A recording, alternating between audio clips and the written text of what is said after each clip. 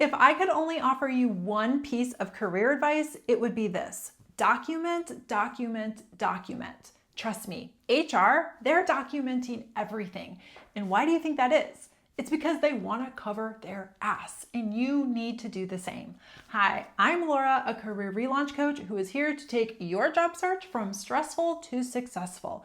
Now, I learned this little golden nugget early on in my HR career, and that's because HR does not want to be left holding the bag. They want to have all of their bases covered, and you as an employee need to be doing the same thing. And this comes into play when you are in the offer stage, during your time at the company, even when you exit a company. Now, here's an example.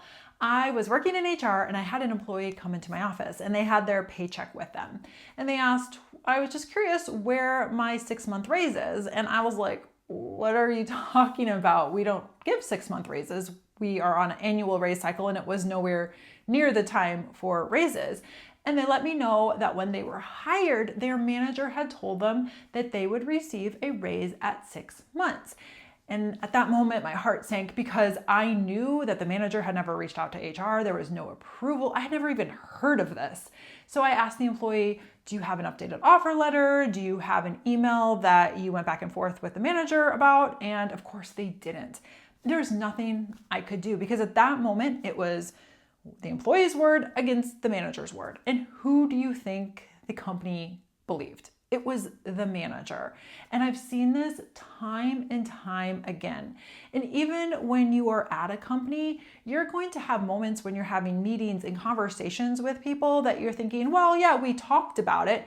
And then you never follow it up with an email. And that could lead to a lot of headache down the line. So if you feel as though a conversation you had or a meeting you had was important, follow that up with an email. And you can simply just outline what was discussed in the meeting, just saying, I just want to make sure we're both on the same page. That way you have your butt covered.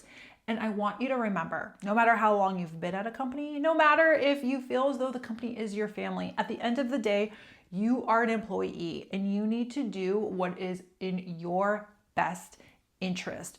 Don't get lulled into a false sense of security by thinking, oh yeah, I can trust them. Their word is gold. Because ultimately it's a business and you are just a cog in the wheel. I know that might sound harsh, but it's true. So you need to advocate for yourself. You need to cover your butt and you need to make sure you're looking out for number one. Now, if you are looking for more career advice, check out my video here.